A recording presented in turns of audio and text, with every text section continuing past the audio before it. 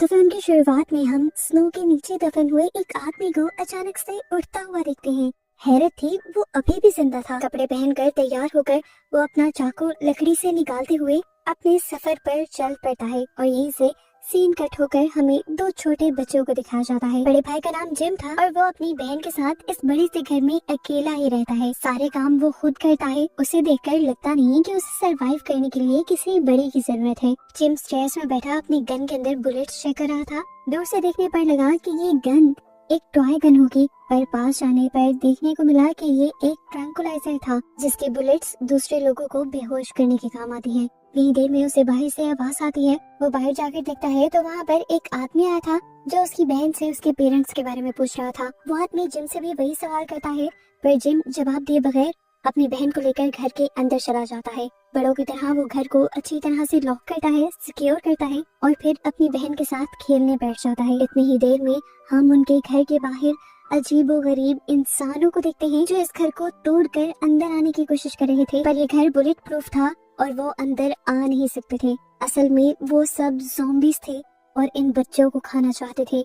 इस टाइम जिस दुनिया में जिम और उसकी बहन रह रहे हैं, इस दुनिया में सिर्फ 1% इंसान बचे हैं, बाकी सबको ज़ॉम्बी वायरस खा चुका है। जिम और उसकी बहन को इन ज़ॉम्बी से इसलिए डर नहीं लग रहा था क्योंकि अब ये उनकी रूटीन का हिस्सा बन गया था। जिम और उसकी बहन अपने घर के बाहर खेल रहे होते हैं तो कल वाला ही इंसान जैक इनके पास आ जाता है। इस मर्तबा वो अपनी पार्टनर को लेकर आया था। वो लड़की आकर प्यार से जिम की बहन को गोद में उठा लेती है और जिम उसे डांट कर अपनी बहन को नीचे रखने को कहता है। जिसके बाद ये कपल जिम से उसके पेरेंट्स के बारे में पूछता है तो जिम बताता है कि वो लोग सप्लाईज लेने के लिए गए हैं। ये सुनकर वो कपल उनसे कहता है, ठीक है, फिक्र मत करो, हम तुम्हें कोई नुकसान पहुंचाने यहाँ नहीं आए। जब तक तुम्हारे पेरेंट्स नहीं आ जाते बस तब तक हम तुम्हारा यहाँ पर ख्याल रखेंगे। सीन कट होकर अब हमें दूसरी तरफ दोबारा एडन को दिखाया जाता है जो जंगलों के दरमियान में खड़ा बिना ज़ॉम्बीज़ से डरे अपने एक ही हथियार से अपने सामने आने वाले सभी ज़ॉम्बीज़ को मार रहा था। जिम के घर पर वो कपल चेक करता है कि हर तरह की सहूलत के साथ यहाँ पर काफी अरसे तक के लिए सप्लाईज भी मौजूद थी। इसीलिए ये दोनों भी यही रहने का फैसला कर लेते हैं क्योंकि पता तो इन्हें भी चल गया था कि जिम और ये बच्चे इस घर में अकेले रहते हैं। ये सारी बातें जिम उनकी छुपके सुन रहा था। पता नहीं उसके जहन में अब क्या डर आता है। वो अपनी बहन को सेफ प्लेस के अंदर बंद कर देता है और यहाँ जिम का डॉग भी जिम को सूंघकर भौंकने लग जाता है। यहाँ पर अब रात भी हो चुकी थी। कपल रात में घर के आसपास जब बहुत सारे ज़ॉम्बीज़ को देखते हैं तो एकदम से बुरी तरह डर जाते हैं और यहाँ की सारी लाइट्स ऑफ करने लगते हैं। लेकिन तभी अचानक पीछे से दरवाजा खुलता है और कोई उस लड़की के ऊपर हमला कर देता है। हमें वो लड़की जख्मी हालत में दिखाई जाती है, जिसके बाद कोई खींचता हुआ उस लड़की को इस घर से बाहर फेंका था। उसके हस्बैंड का क्या हुआ था ये यहाँ पर नहीं बताया जाता और सीन कट होकर हमें अगली सुबह का सीन दिखाया जाता है। एडन को दोबारा हम स्नो में गिरा हुआ देखते हैं। उसे जब होश आया तो उसने देखा कि वो ट्रैप में फंसा हुआ था। अपने आप को जैसे ही वो ट्रैप से निकालता है तो देखता है कि उसके करीब जिम की बहन खड़ी हुई हंस रही थी। तभी अचानक उसके गले में एक सुई आकर चुभती है जिसे एडन जैसे ही अपने गले से निकालता है तो बेहोश हो जाता है। असल में जिम ने उसे अपनी ट्रैंकुलाइजर गन से बेहोश कर दिया था। कुछ देर बाद एडन को जब होश आया तो वो जिम के घर की तरफ गया जहाँ पर दोबारा जिम अपनी गन हाथ में लिए खड़ा था। जिम उस आदमी से उसका मकसद पूछता है तो ये आदमी उसे बताता है कि मैं एक सोल्जर हूँ और अपनी वाइफ को ढूंढने के लिए नॉर्थ की तरफ जा रहा हूँ। ये सुनकर जिम काफी हैरान होता है क्योंकि आज से पहले जितने भी लोग यहाँ पर आए थे वो खाने या मेडिसिन की तलाश में ही आए थे। एडन पहला वो इंसान था जो अपनी वाइफ को ढूंढना चाह रहा था। जिम को पता नहीं क्यों उससे अट्रैक्शन फील हुई और वो उसे अपने घर ले आया। घर लाकर जिम उससे एक डील करता है, हमारे घर की पावर खत्म हो चुकी है, अगर तुम ट्रेडमिल चला चला कर यहाँ की सारी बैटरीज चार्ज कर दोगे तो मैं तुम्हें मेडिसिन, खाना और रहने की जगह दूंगा।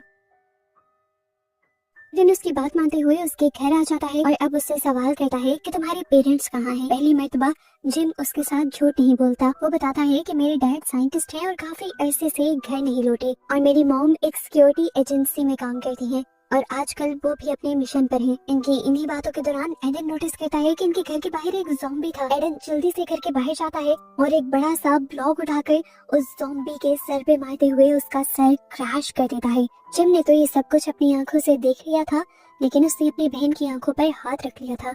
एडन जब घर वापस आया तो जिम ने कहा, तुमने उस ज़ॉम्बी को क्यों मारा? हालांकि ये घर बुलेट प्रूफ है, वो ज़ॉम्बीज़ इस घर के अंदर नहीं आ सकते। ये सुनकर एडन और भी ज्यादा हैरान हो जाता है कि आखिर उन्होंने इस घर में और कौन कौन सी फैसिलिटी रखी हुई थी। खैर इस टाइम एडन को अपना काम पूरा करना था और जल्द से जल्द यहाँ से जाना था। वो दिन रात बिना ब्रेक लिए उस ट्रेडमिल पर भागता रहता है ताकि इन लोगों की बैटरीज चार्ज हो सके, और ऐसे थक कर वो यहाँ तक के गिर भी जाता है। जिम की बहन उसे पानी देती है, खाना खिलाती है और फिर अपनी ही पिंस देते हुए उसे बाल बांधने को कहती है। फ्रेश होने के बाद एडन इन लोगों को खाना देता है और जब ये लोग बाहर जाते हैं तो देखते हैं कि आज उनके ट्रैप में एक ज़ॉम्बी फंस गया था, जिसे जिम अपनी गन से मार देता है।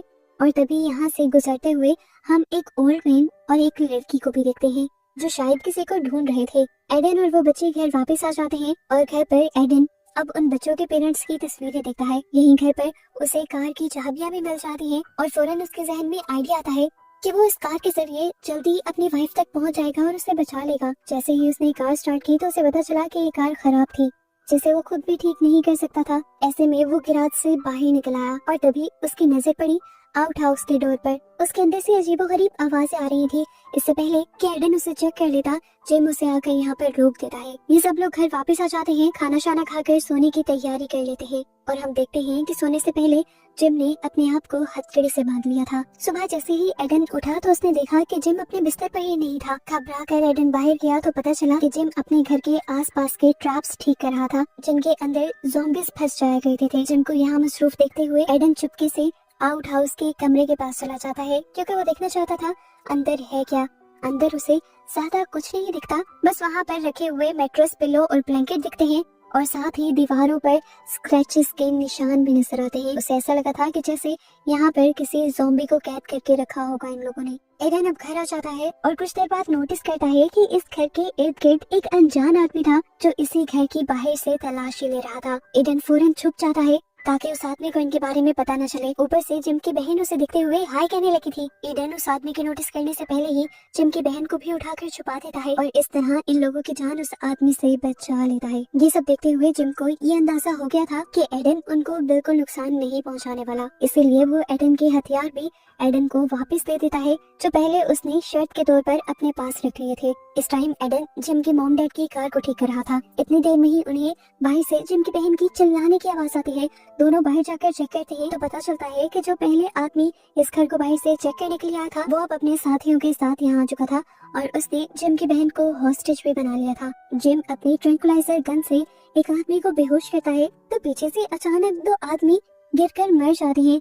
उनको भी किसी ने शूट किया था और शूट करने वाली कोई और नहीं बल्कि जिम की मॉम ही थी जो अब वापस आ गई थी। उसने जितनी भी गोलियां चलाई थी उसमें से एक गोली एडन को भी लग चुकी थी और एडन वहीं बर्फ में गिर गया था। मरने से पहले वो फ्लैशबैक्स में चला जाता है और अपनी वाइफ को दिखता है। ऐसे ही कुछ देर गुजर जाती है और अजीब बात होती है, एडन दोबारा से जिंदा हो जाता है। उससे भी ज्यादा हैरान कर देने वाली बात ये थी कि उसका जख्म भी पूरी तरह ठीक हो गया था। वो अपने आप को ही देखकर हैरान था, लेकिन जैसे जिम और उसकी मॉम उसे देखकर हैरान नहीं थी। वो अब एडन को इशारा करते हुए घर के अंदर बुला लेती हैं और उसे उसकी कंडीशन के बारे में समझाने की कोशिश करती हैं। यहाँ पर एक बहुत ही मजे का ट्विस्ट था। लेना बताती हैं कि आम लोग जो ज़ॉम्बी वायरस से इन्फेक्टेड हो जाते हैं वो अपने दिमागों से अपना कंट्रोल खो देते हैं, पागलों वाली हरकतें करते हैं, दूसरों को मारते हैं, आसान लफ्जों में पूरे ज़ॉम्बी में ही बदल जाते हैं। लेकिन अब इन्हीं ज़ॉम्बीज के दरमियान में कुछ स्पेशल ज़ॉम्बीज भी हैं। स्पेशल ज़ॉम्बीज उनको कहा जाता है जो ज़ॉम्बी वायरस से इन्फेक्टेड तो हैं लेकिन वो अपने दिमाग पर से अपना कंट्रोल नहीं खोते। लेकिन पॉजिटिव चीज उनके अंदर ये आ जाती है कि उन्हें ज़ॉम्बीज वाली पावर मिल जाती है। जैसे ज़ॉम्बीज इमोर्टल होते हैं तो इस तरह ज़ॉम्बी वायरस से इन्फेक्टेड स्पेशल ज़ॉम्बीज भी इमोर्टल हो जाते हैं। इन ज़ॉम्बीज को भी अगर आसान लफ्जों में डिफाइन किया जाए तो वो इंसान और ज़ॉम्बीज का कॉम्बिनेशन है, वो भी बहुत ही अच्छा। लेकिन जैसे हर अच्छी चीज का एक बुरा साइड इफेक्ट भी होता है, ऐसा इनके साथ भी है। कभी कभार वो ज़ॉम्बी वायरस इनके दिमागों को कंट्रोल कर लेता है, जिसकी वजह से ये लोग अपना आप खो बैठते हैं, लोगों को मारते हैं और बहुत ही अजीब अजीब काम करते हैं। और फिर जब होश में आते हैं तो उन्हें ज़ॉम्बी टाइम में किया हुआ कुछ भी याद नहीं रहता। ये सारी बातें सुनकर वो समझ गया था कि वो भी एक स्पेशल ज़ॉम्बी है, क्योंकि मूवी के स्टार्ट में भी हमने उसे मरकर जिंदा होते हुए देखा था। और अब भी यहाँ पर लीना एक और शॉकिंग बात एडन को ये बताती है कि उसका बेटा भी एक स्पेशल ज़ॉम्बी था। ये बताते ही सीन्स फ्लैशबैक में जाते हैं और हमें पता चलता है कि मूवी के स्टार्ट में इस घर में कपल को जिसने मारा था वो कोई और नहीं बल्कि जिम ही था। उस दिन डॉग जब उसे सूंघ रहा था तब उसे पता चल गया था कि वो ज़ॉम्बी में बदलने वाला है, इसीलिए ज़ॉम्बी में बदलने से पहले ही उसने अपनी बहन को सेफ रूम में लॉक कर दिया ताकि वो अपनी बहन को नुकसान न पहुंचाए। जिसके बाद उसने उस कपल को मार दिया और इसी वजह से जिम हर रात को सोने से पहले अपने आप को हैंडकफ करके भी सोता है। रात हो जाती है और हम देखते हैं कि एडन को आज रात फिर अपनी वाइफ का ख्वाब आया था, जिसमें वो देखता है कि उसकी वाइफ का आधा मुंह खून से भरा हुआ है और उसके पास एक मरा हुआ बच्चा भी है। ये देखते ही उसकी जान निकल जाती है और वो रोने लग जाता है। उसकी उदासी को देखते हुए यहाँ पर लीना आती है उसे सहारा देने के लिए और इसे बताती है कि इस दुनिया में सिर्फ वही नहीं जिसे गम है। वो उसे अपनी कहानी बताती है कि जब उसके दोनों बच्चे पैदा हुए तो दोनों को ही एक हार्ट डिसीज थी जिसका इलाज मुमकिन नहीं था। वो बताती है कि उन दिनों ज़ॉम्बी वायरस भी तेजी से फैलने लगा था और मेरे हस्बैंड जो कि बायो साइंटिस्ट थे उन्हें स्पेशल ज़ॉम्बीज के बारे में पता चला था। ज़ॉम्बी वायरस पर रिसर्च करते हुए उन्होंने एक ऐसा डोट बनाया जिसको जिम में इंजेक्ट करने से जिम फिजिकली एक ज़ॉम्बी में बदल गया, लेकिन वैसे एक नॉर्मल इंसान रहा, यानी वो सुपर ज़ॉम्बी बन गया और ऐसे उसे उसकी बीमारी से छुटकारा मिल गया। लीना के हस्बैंड को लगता था कि इस तरह जिंदगी अच्छे से गुजर जाएगी, पर किस्मत को कुछ और ही मंजूर था। जिम ने एक दिन लीना के हस्बैंड को ही बाइट कर दिया। इस तरह ज़ॉम्बी वायरस ने उसके हस्बैंड पर भी हमला कर दिया। उसके हस्बैंड एक नॉर्मल ज़ॉम्बी में बदले तो इस तरह मजबूरन लीना को खुद उन्हें मारना पड़ा। कहते हुए वो रोती थी है और तभी उसे बाहर से जिम के चिल्लाने की आवाज आती है। वो इस टाइम क्रेजी मूड के अंदर जाने वाला था। लीना रोते हुए उसे अपने आउट हाउस के कमरे में बंद कर देती है और उसके बाहर बैठी रहती है। अंदर से खूब चीखने चिल्लाने गुर्राने की आवाजें आती हैं। वो दरवाजा नहीं खोलती और रोती रहती है। ये देखकर एडन को लीना पर बहुत तरस आता है और आधी रात को वो जाकर लीना को आराम करने को कहता है और खुद यहाँ पर खड़ा हो जाता है एक बॉडीगार्ड की तरह। कई दिन ऐसे ही गुजरते रहते हैं लीना एडन की और एडन लीना की मदद करता रहता है।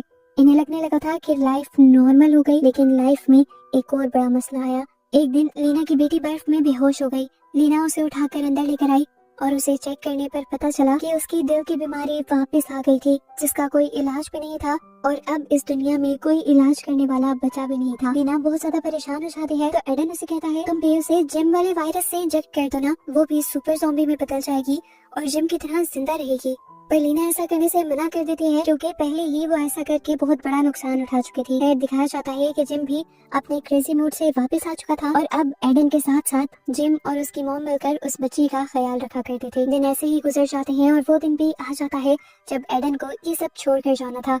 लीना और जिम उसे रोकते भी है पर एडन नहीं रुकता और यहाँ से चला जाता है। कुछ ही देर गुजरती है और यहाँ पर एक ग्रुप लीना के घर के आसपास आ जाता है। असल में ग्रुप लीडर की बेटी नहीं मिल रही थी, वो एक लड़की के साथ भाग गई थी और असल में पता चला कि ये कपल वही था जो मूवी के स्टार्ट के अंदर जिम के घर आया था। ये आदमी दरमियान में एक आध मर्तबा लीना के होते हुए लीना के घर की तलाशी कर गया था, पर उसे जब अपनी बेटी नहीं मिलती तो एक मर्तबा दोबारा वो उन्हीं रास्तों पर तलाश करने के लिए निकल जाता है और लीना के घर के पास उसे अपनी बेटी की गाड़ी दिख जाती है, जिसकी वजह से वो दोबारा भागते हुए लीना के घर की तरफ बढ़ने लगते हैं। एडन जो बाहर ही सोया हुआ था, इनकी कदमों की आवाज से उसे होश आ जाता है और जब वो नोटिस करता है कि बहुत सारे लोग जिम के घर की तरफ जा रहे हैं तो वो भी जिम और लीना को खतरे से बचाने के लिए पहुंच जाता है। अंदर जाने पर दिखाया गया कि वो आदमी लीना को टॉर्चर करते हुए उससे पूछ रहा था, बताओ कहाँ छुपाया है तुमने मेरी बेटी को। लीना कहती है मैं सच में उसके बारे में कुछ नहीं जानती, पर लीडर उसकी बात मानने से इनकार कर देता है क्योंकि उसकी बेटी की चीजें भी इस घर में थी। चुपके से वो घर के अंदर आता है तो देखता है कि जिम भी किचन में छुपा हुआ था। वो जिम से यहाँ पर आए लोगों के बारे में पूछता है और फिर अपने वेपन्स तैयार करते हुए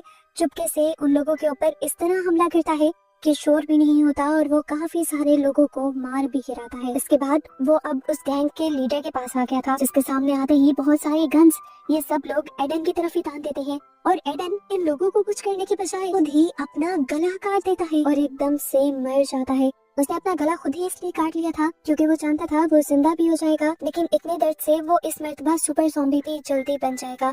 उसकी सोच के ठीक मुताबिक चंद ही सेकंड बाद उसे सुपर ज़ॉम्बी बनकर होश आ जाता है और वो यहाँ मौजूद सभी इंसानों पर हमला करने लग जाता है, जबकि लीना अपने दोनों बच्चों को छुपा लेती है। एडन ने सभी लोगों को खत्म कर दिया था, जिसके बाद नेक्स्ट सीन में हम अगली सुबह एडन को होश में आता देखते हैं। इस टाइम वो खून से लथपथ था और उसके हाथ में किसी इंसान का पाँव भी था। वो समझ गया कि उसने बहुत सारे लोगों को मार दिया था। फिर हिम्मत करके वो अब इस घर के अंदर आता है तो दिखता है कि लीना उसके लिए एक खत छोड़ कर गई थी। वो बताती है कि मैं अपने बच्चों को लेकर नॉर्थ की तरफ जा रही हूँ, अगर किस्मत में हुआ तो हम दोबारा जरूर मिलेंगे, क्योंकि मैं जानती हूँ तुम भी नॉर्थ की तरफ ही आ रही हो। इस लेटर को देखकर एडन भी अपना सामान बांधना शुरू कर देता है, जबकि बाहर हमें दिखाया जाता है कि वो गैंगस्टर जिस लड़की की तलाश में था उसकी बेटी भी अब ज़ॉम्बी बन चुकी थी और दूसरे ज़ॉम्बीज को मारकर उनका गोश्त खा रही थी। और ऐसे ही बस इन सब को दिखाते हुए ये मूवी यहाँ खत्म हो जाती है।